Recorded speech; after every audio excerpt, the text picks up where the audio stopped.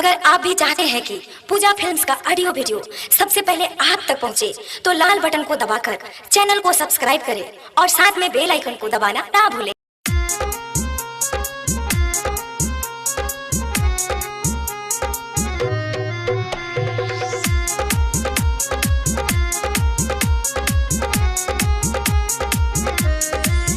बाटे ससुरा से फेरू हो आइल, झिझिया गजबे के बाटे बनाइल, झिझिया गजबे के बाटे बनाइल। बाटे ससुरा से फेरू हो आइल, झिझिया गजबे के बाटे बनाइल।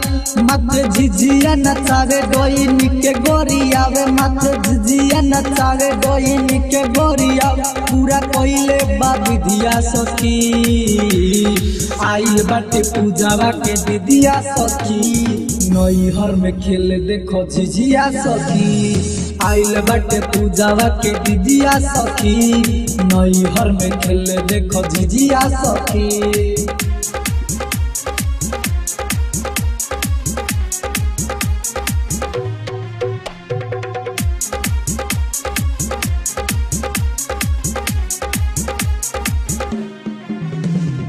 झिझिया नचावे अपना माथे उ हंस के, गई दुआरिया से डाला रोज बच के। झिझिया नचावे ली सबका से हट के, फुले ले बाट सिंह झिझिया पटक के, फुले ले बाट सिंह झिझिया पटक के। झिझिया नचावे अपना माथे उ हंस के, गई दुआरिया से डाला रोज बच के। झिझिया नचावे ली सबका से हट के, फुले ले गाड़ी झिझिया सिंहवा पटक के।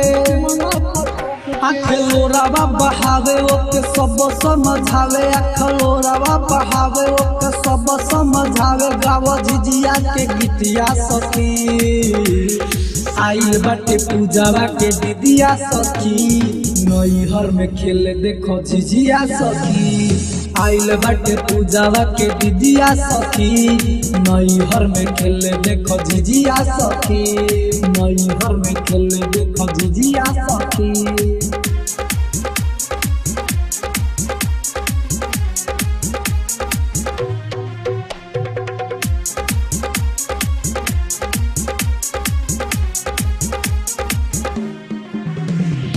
झिझिया के देखे लागे झमेला, दीपक सने ही सखी जात रहे मेला।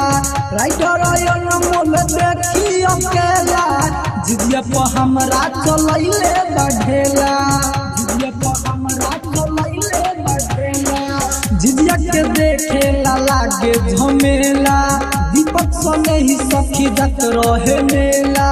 राइटर मोल देखी अकेला, झिझिया पर हमरा चलैले बढ़ेला। कहे संदीप सुनिल अब भइल कवन भूल, कहे संदीप सुनिल अब भइल कवन भूल। जब पीछे रहे निधिया सखी, आइल बाटे पूजावा के दीदिया सखी, नैहर में खेले देखो झिझिया सखी। आइल बाटे पूजावा के दीदिया सखी, नैहर में खेले देखो झिझिया सखी, नैहर में खेले देखो झिझिया सखी।